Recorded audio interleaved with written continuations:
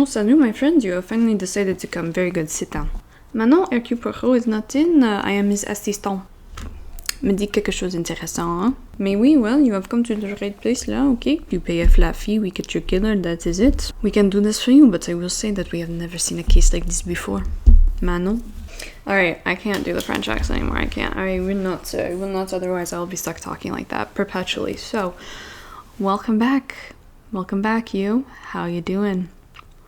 I'm about to inhale so much mustache hair, it's not even funny. We are going to solve together And Then There Were None by Agatha Christie. I was bested last time by Agatha Christie trying to solve the murder of Roger Ackroyd, which I did not solve, but if you want to check it out, it's here. This time we're going much, much further, and to make sure that we actually do solve the murder mystery this time, not only do I have my trusty whiteboard back, we've added a bulletin board. No, what the hell is this thing? A cork board, a cork board. And I also even have a PowerPoint. We're gonna catch her this time. Sit back while I tell you the harrowing tale of 10 people who went to Soldier Island. This place, it's not tropical. It's not a tropical island. We have this beautiful island, which was originally purchased by an American millionaire who was obsessed with yachting. He really liked yachts. Lil Yachty was his favorite rapper. However, he remarried to his third wife, who was unfortunately not so good at boating or yachting. What did they do?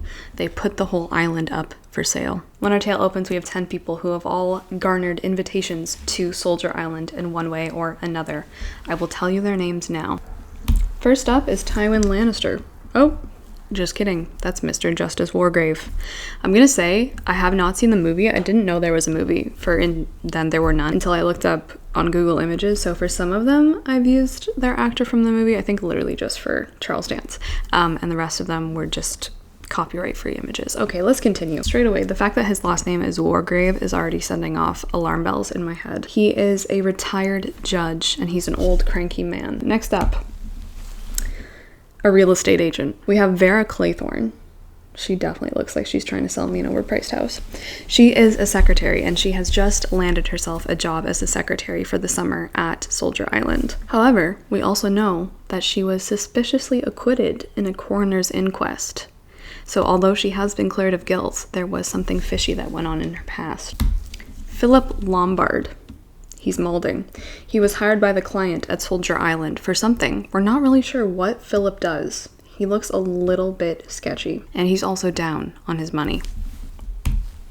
Emily Brent. She is the Karen of her generation. She is 65 years old. She's very uptight, very religious, and she was invited as a guest by someone she met in a similar summerside resort years ago to stay at Soldier Island. General MacArthur. Not a lot to say here. Dr. Armstrong. He is a doctor getting rich off a woman's hysteria and makes up a lot of different claims for his patients. He was invited to check on the wife at Soldier Island, Mrs. Owen. And finally, Tony Marston. I would cross the street. The only things we've discovered about him so far is that he is 6 feet tall, and I quote, he looks like a young god, a hero god out of some northern saga. With them in mind, let us turn to the night when it all goes down. We have all arrived at Soldier Island. At this point, everyone there for their own specific reasons is kind of looking at each other like, all of us got invited to this place? That's a little sus. Some people already have it in their minds that they want to leave. They're getting a bad vibe. Some people, like the Greek god the Norse god Tony, wants to meet very badly the hosts, who are supposed to be Mr. and Mrs. Owen. But very quickly, one of the butlers, who we will call Mr. Rogers because his name is Mr. Rogers, is described as respectable and tells our friend Tony that Mr. and Mrs. Owen are not in right now and that they won't be arriving at the island until tomorrow. So he's gonna have to wait. Vera described Mrs. Rogers, Mr. Rogers' husband, who is also the maid of the place, as looking frightened. However, then Mrs. Rogers comes out, the maid, to her and says, I was only hired 2 days ago, and I've never met Mr. and Mrs. Owen either. And suddenly, Vera and a few other people are like, this is really strange. There is also one more thing to mention, one other character to mention, and that is a mysterious man named Mr. Blore. We do have sections where we hear from him. He has a notebook on all of them. The other important point is that Mr. Blore knew the island as a child. It appears as though we all sit down to dinner.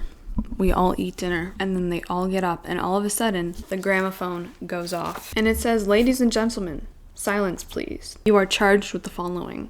And then it lists all 10 people there and murders that all 10 people supposedly committed in their own lives of different people. Number 1, Mrs. Rogers, the maid, faints away. Eventually, it's revealed that Mr. and Mrs. Rogers were given instructions by Mr. and Mrs. Owen, the missing host and hostess, to make sure that everyone was seated and then eventually play a record. But they say that they had no idea what was on the record that was to be played. It turns out that Mrs. Rogers was the one to play the gramophone, but she is so upset because I honestly believe she had no idea what was going on that her husband, Mr. Rogers, and the doctor escort her up to her room. And I have here that Dr. Armstrong gives Mrs. Rogers a sedative to take for bed, and it's actually Wargrave that suggests in the first place that she be taken to bed. I'm not the betting kind, but I'm going to say that Mrs. Rogers is going to be the first to bite the bullet. So that is all your faithful detective has for right now.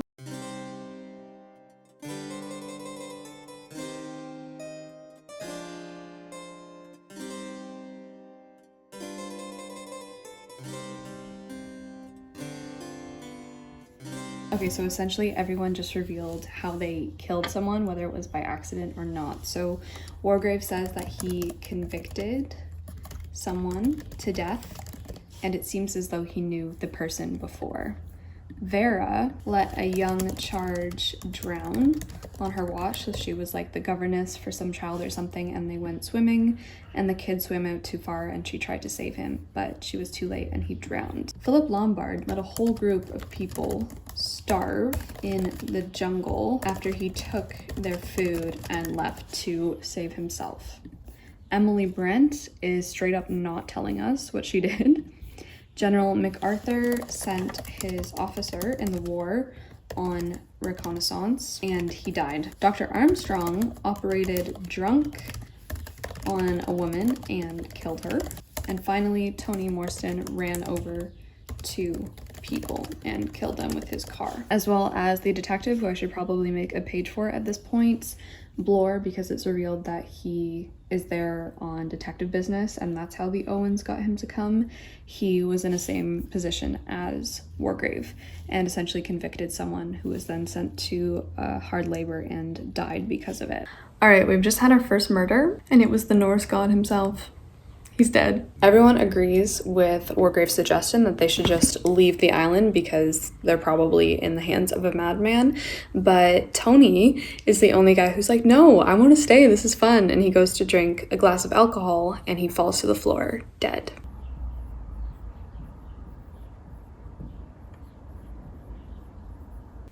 Oh, hello. I see you have finally decided to show up for day number 2 of the case. Another person has been murdered. Our man Tony is down. He took a drink of his whiskey and soda and he fell down, choking to death. We must now pay attention to the little nursery rhyme that all these characters know because it's put into their room. And I believe the deaths are going to follow the way that the soldiers die in this rhyme. 10 little soldier boys went out to dine. 1 choked his little self, and then there were 9. However, Dr. Armstrong has sampled both the tumbler of whiskey and the tumbler of soda, and they were both free from cyanide. We do see Tony going over to those tumblers and mixing himself a whiskey and soda, which means, naturally, that he must have put the cyanide in there himself. Or is there another possibility? Everyone concludes that Tony has committed suicide, even though he seems the least likely to do so among their group. But if my little gray cells are working, something is telling me that Tony might not be dead. I don't know. I just don't trust it. So then everyone goes around admitting what they've done, but they all seem to declare that it was an accident, the ways in which they were involved with the person or people they are said to have murdered. However, the next day dawns, and we already have someone else murdered, Mrs. Rogers, who died in her sleep. She was found in her bed in the morning, presumably by Mr. Rogers, her husband, the butler. All she took before bed was apparently Dr. Armstrong's sedative, and Mr. Rogers tells him that she ate or drank nothing else before going to bed. She fainted after the gramophone revelation, was carried up to bed by Rogers and Dr. Armstrong, was left there, and in the morning is found dead by her husband, which is then confirmed by Dr. Armstrong. What is fishy about this? I don't know. Her death does fit into the next section of the rhyme, which states that someone goes to sleep and never wakes up, and now there's 8. There's 8 of them left. It is the next day, and they're all waiting on the ferry to take them away from the island, but of course, the ferry's not freaking coming. I don't know what you're expecting. I know this boat is not coming for you. General MacArthur, one other point about him is that I think he's ready to die. He's ready to go. He wants to stay on this island. He's told us multiple times that he doesn't want to leave. He's kind of left his life behind him. He doesn't want anything more to do with the world after the secret got out that he did kill the officer, technically under his watch, for having an affair with his wife. His wife has also now died from pneumonia, and he really thinks he has nothing left to live for, so he doesn't want to leave the island. That's the meaning of the whole business. We're not going to leave the island. None of us will ever leave. It's the end, you see. The end of everything. So far, And Then There Were None is definitely giving me a lot of Clue, the movie vibes. It's probably 100% the other way around, but Clue is one of my favorite movies. And the butler is, of course, making me very suspicious because there's a trope of that it's always the butler. But also, I just really don't believe that our super race car driver man is dead. I really don't think he's dead. Philip and Dr. Armstrong carry him up to bed and they put a sheet over him. So Tony is just left in his room, dead, apparently. So far, everyone is just way too damn placid and calm after seeing this man drop dead in front of them. No one's really being suspicious, even though there's also these little, like, trinkets or figurines of soldiers on the dining table, and each time someone dies, so far the two of them have gone missing, so now there's only 8 figurines. Everyone just seems way too calm about this fact.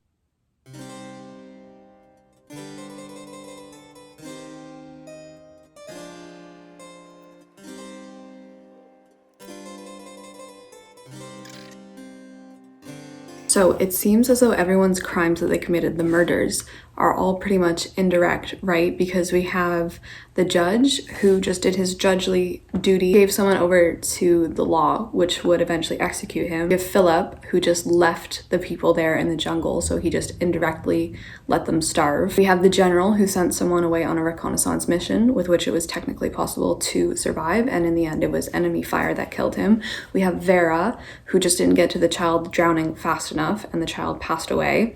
We have Mr. and Mrs. Rogers, we learned, who probably let the old lady that they were watching and taking care of because she had like cardiac trouble die. And that's kind of what led me to this revelation, is that the doctor's like, yes, no positive action, because all they would have had to do is let her cardiac problem take its course without giving her the proper arsenic to administer. Nothing definite, just negation. So like everyone's crime seems to be negation, and Emily Brent, the grouchy old lady, the grouchy righteous old lady who just let us know that she sent a girl who was in her care out of the house because she found out that she was pregnant, and because the girl was left shelterless, she eventually threw herself in the river. So once again, just like indirect thing. But the only one I think who's not indirect action seems to me Tony, because he literally said that he ran over 2 people with his car and just kept going. And that one seems like the only one that's quite direct. Dr. Armstrong and Tony, I would say, are the ones who are not indirect, or as least indirect as possible, because Dr. Armstrong operated on a woman while he was drunk and killed her. That one was definitely more of an accident. I guess you could say Tony's car accident was an accident, but he seems very flippant and the least guilty about it. Like, he literally just laughed when he told the people, and he was like, it was beastly because it ended in the consequence of my license being taken away for a while.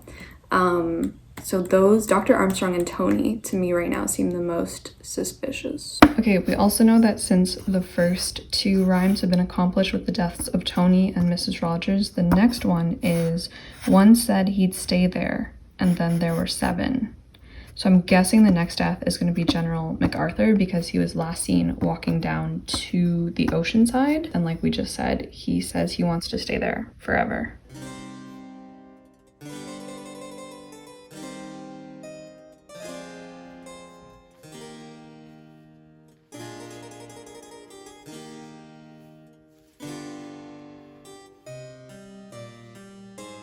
Okay, I've gone back and read a couple sections with Anthony, or Tony, just because I'm really suspicious of him.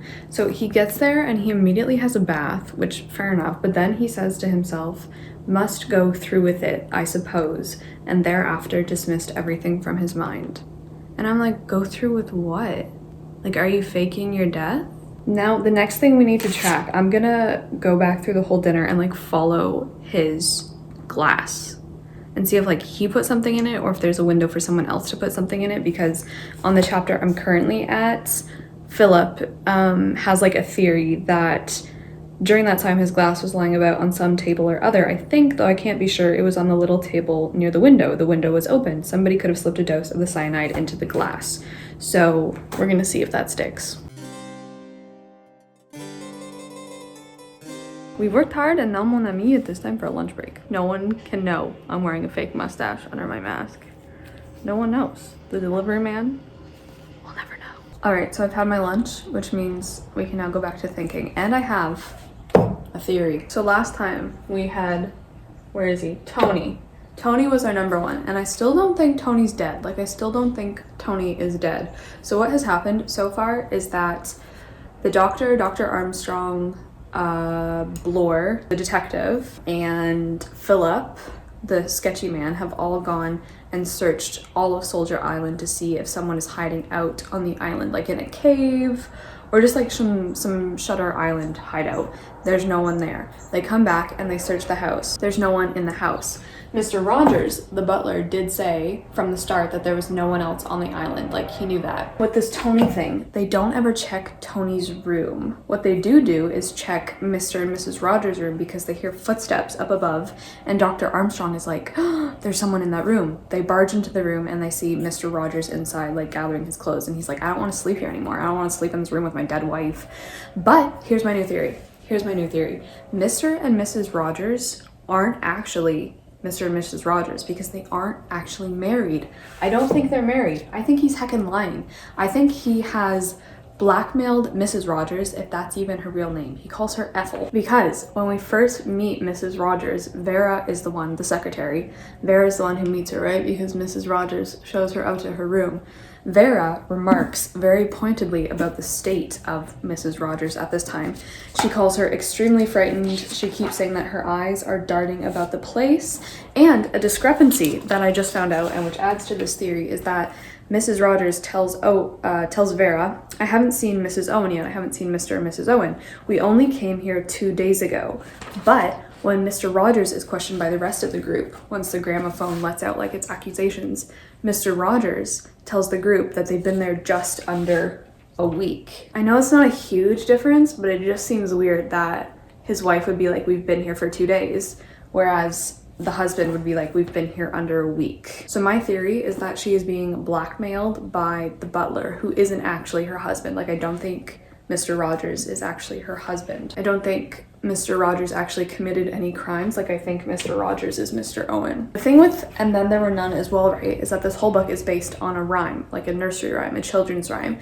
And so whoever the killer is, or whoever is, you know, whoever's manipulating our party of people, like, they would have had to know the rhyme to be able to set it up and then to make the people die in the exact order of the rhyme.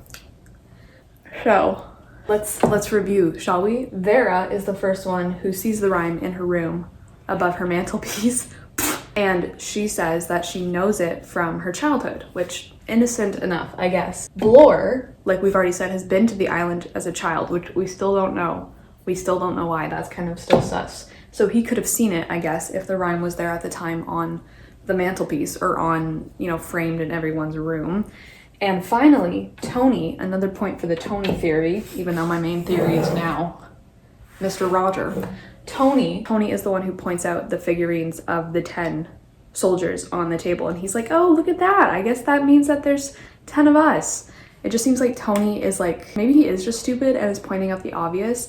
Or he's like, guys, there's 10 of them for 10 of us, and like, I'm the mastermind, look at how smart I am. The Tony theory has definitely taken a backseat as of right now to the Mr. Rogers theory, but we're gonna keep reading on because General MacArthur, I think, is just about to die.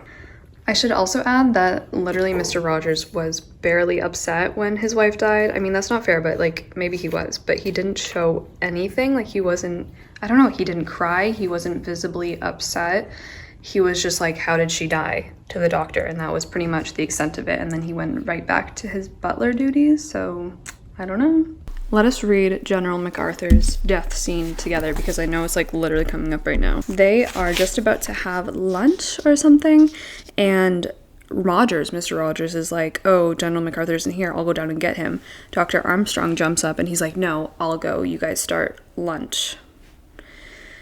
It seems to me that Miss Christie is trying to make Armstrong suspicious by jumping up and him being like, oh, I'll go. But I think that Dr. Armstrong is also suspicious of Rogers, so I think that's why he goes. Okay, so Rogers is handing out plates, and then he says, there's somebody running. In a minute, they knew without being told.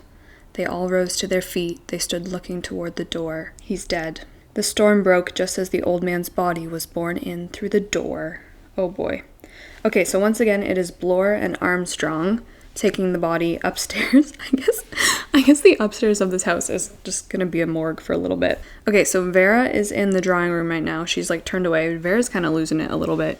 She sat there a minute or two later when Rogers came softly into the room. He started when he saw her. Oh, then his eyes asked a question because the drawing room is where the little figurines of the soldiers are kept. Oh, miss, I just came to see. Vera said, you're quite right, Rogers, look for yourself. There are only 7. So, like, someone could be taking these at any time. Someone could be taking the little figurines at any time, seeing as they know when people are gonna die. But it would be so awkward if they took one away, like, too early, or like they're like, you know what, I gotta take this right now. But then someone's like, wait, there's only 7, but there's still 8 of us. So Vera does go in the room, but it doesn't say that she takes it. Like, it seems like it's already missing when she comes in there. And Rogers does come in to check, but he could have taken it before. Okay, literally all Miss Brent does, Emily, the old crotchety lady, all she does is knit. Armstrong, the doctor, has examined General MacArthur, and he says, no question of heart failure or anything like that. MacArthur was hit with a life preserver or some such thing on the back of the head. Did you find the actual weapon used? No. Okay, let's mark this on our board. Okay, victim number 3. I'm just gonna pop him here. Okay, then the Justice Wargrave, Tywin Lannister, is like, you have come to the same conclusion that I have, namely that the deaths of Anthony Marston and Mrs. Rogers were neither accidental nor were they suicides. Nevertheless, I am strongly of the opinion that Mr. Owen is on the island, very much so, given the scheme in question, which is neither more nor less than the execution of justice upon certain individuals for offenses which the law cannot touch. There is only one way in which that scheme could be accomplished. Mr. Owen could only come to the island in one way. It is perfectly clear Mr. Owen is one of us. Yes. Yes. Bravo. That's what I've been here for this whole video. Duh, it was one of you guys.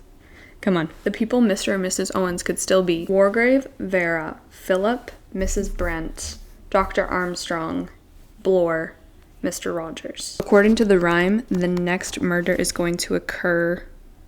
Oh my god, someone's gonna chop themselves in half. 7 little soldier boys chopping up sticks. One chopped himself in halves, and then there were 6. How is someone gonna chop himself up? Maybe there's like a wood chipper. I still think it's Mr. Rogers. I still think it's Mr. Rogers right now. Who do we think is gonna get chopped in half? I feel like Philip might get chopped in half. Philip or Wargrave is my guess for who's gonna get chopped in half. If it's Mr. Rogers, that's gonna be awkward.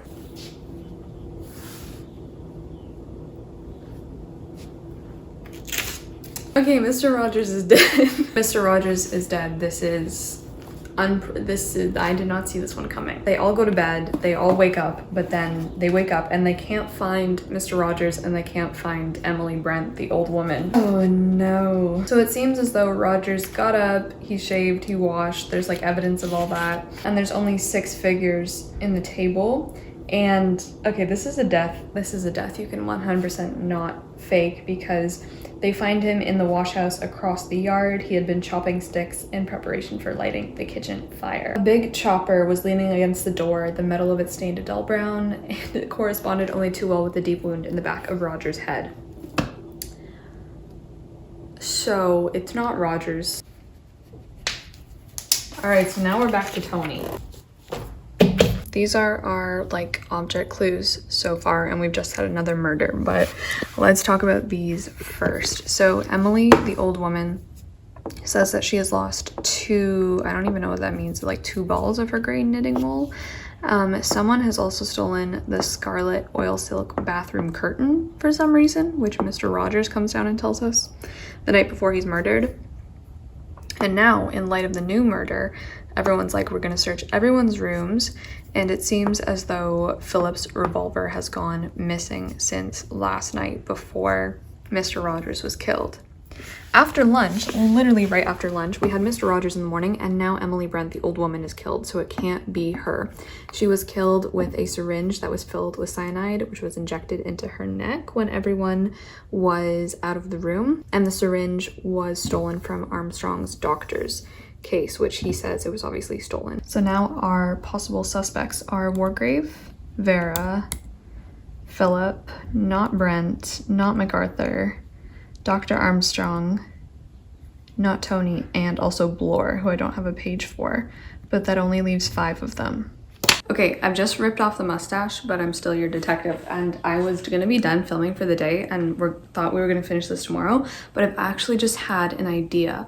What if each of the 10 people has each killed one of the others because they were somehow connected in that crime? Like, what if the person who brought them all together was like the boatman, like one random person who brought them all together, and he knew that by bringing these people together, if like a couple, like if each like 5 with 5 pairings had connections with each other, they would finish each other off, because with their secrets out, each of them would take revenge on the other whose lives were connected. Does that make sense?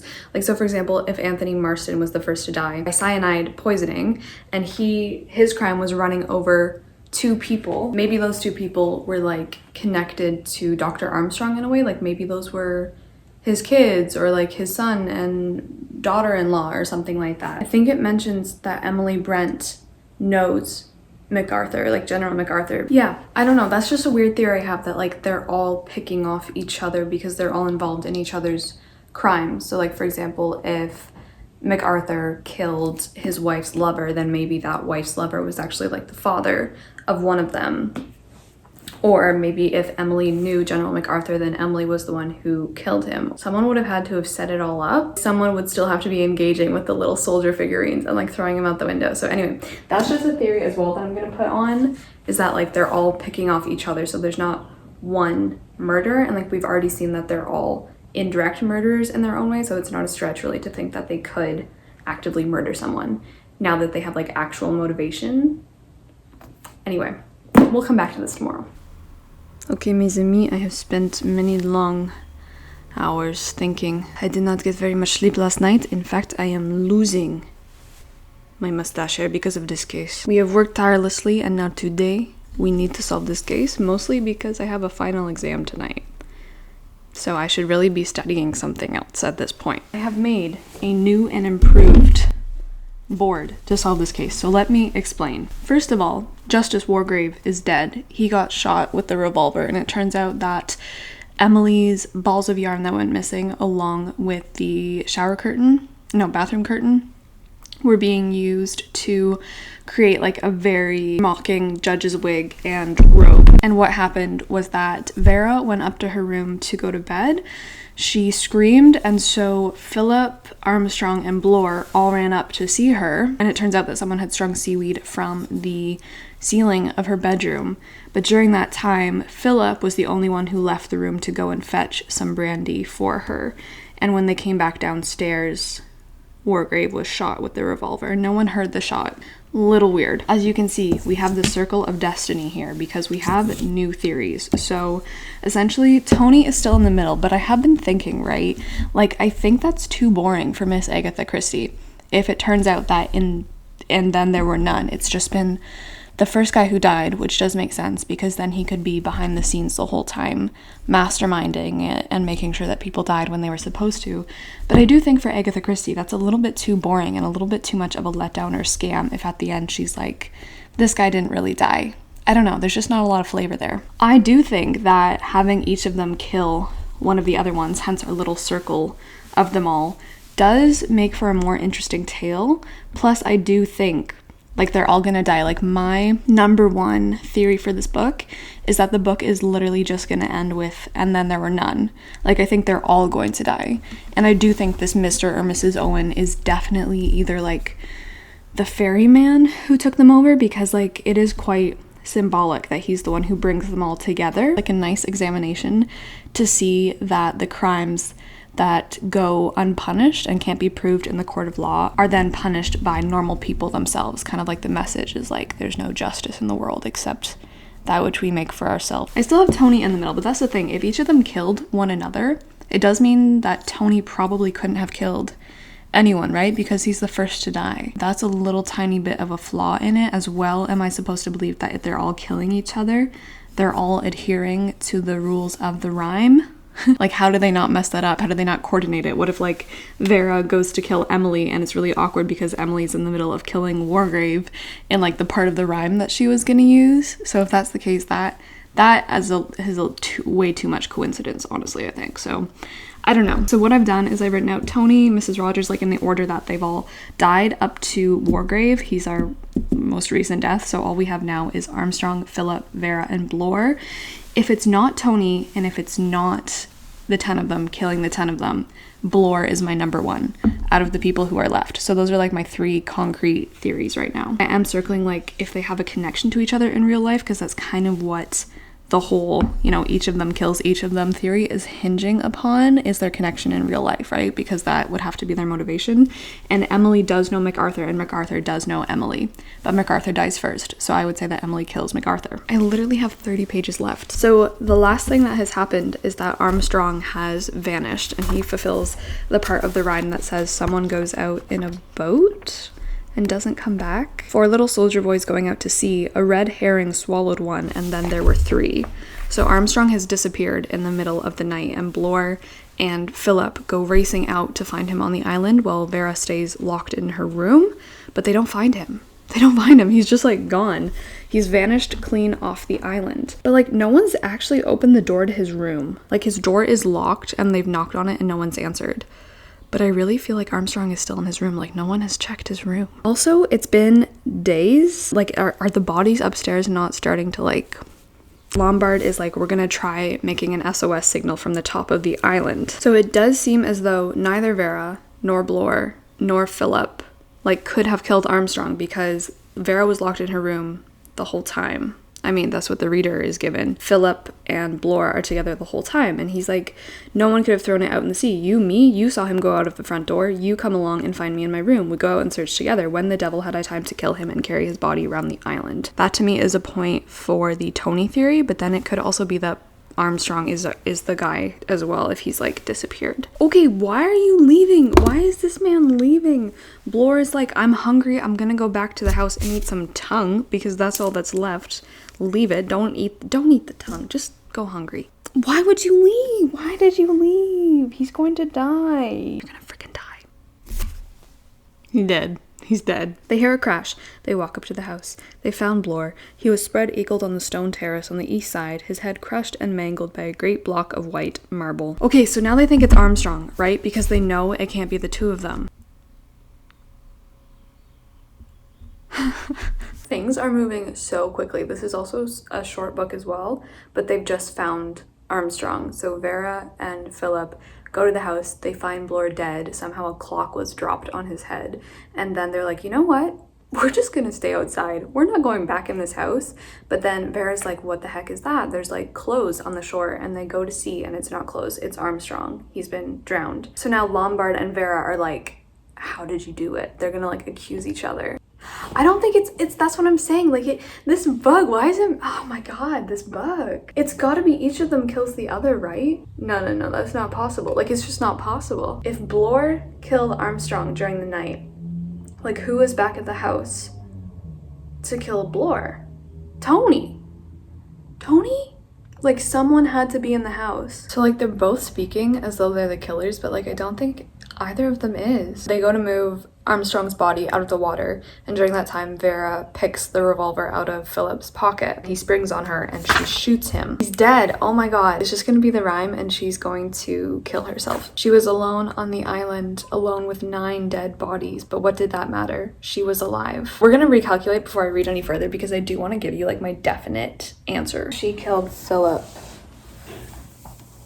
That's what we know for certain. Here are my final guesses. We know for sure Vera killed Philip. So in my mind, that means that the theory's right, like that they each have to have killed each other. Who kills Tony? I think Armstrong kills Tony. I don't know, I just think Armstrong kills Tony. I think Mr. Rogers kills Mrs. Rogers. I think Emily kills MacArthur. I think, who kills Mr. Rogers? I think Wargrave kills Mr. Rogers. I think Philip kills Wargrave. I think Blore kills Armstrong. But who kills Blore? Like, who's in the house dropping stuff on him? I think it has to be Tony. Then none of this works. I'm gonna lose my mind. How very quiet the house was, and yet it didn't seem like an empty house. She's dead. So now we have the epilogue. The Scotland Yard commissioners being like, 10 people dead on an island and not a living soul on it. It doesn't make sense. No, it doesn't. Oh my god, okay, I thought the book just ended with the 2 Scotland Yard people being like, in that case, who killed them? Because I didn't think we were gonna get an answer. I'm like talking really fast. But there's a manuscript attached to the end, so that's actually the end, which I'm gonna read now. Because I guess you would have suspected that Vera was the one who did them all right, since she's the last one alive. But they say that the chair that she stood on before she hanged herself wasn't found kicked over. It was, like all the other chairs, neatly put back against the wall. That was done after her death by someone else. So there was someone still on the island after everyone else was found dead. Oh my god, I don't know if it's Tony anymore because they said that they found 10 people dead, so it can't be Tony. So was it the fishing man all along, like the ferryman who brought them over? Oh no, no, no, no, stop. God damn it.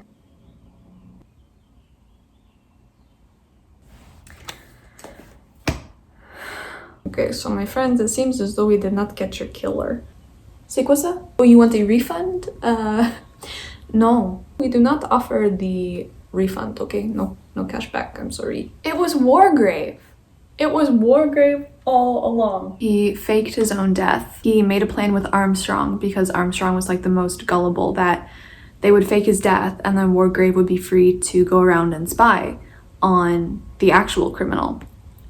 But of course, then Wargrave was the one who pushed Armstrong into the sea, and then he let Vera and Philip knock each other out. And then in the end, he did somehow kill himself and made it look like he was shot, which was a little bit hard to believe, but that's what happened. Wow. That was a good one. That was a good one. I will say for myself, the only thing that I really suspected of him was that as a judge, like he probably would have had the most information or would have been able to get the most information on people and people's lives and like their connections and how they could have been lured to the island. So that was making me suspicious of him, but nothing else. So that was really good.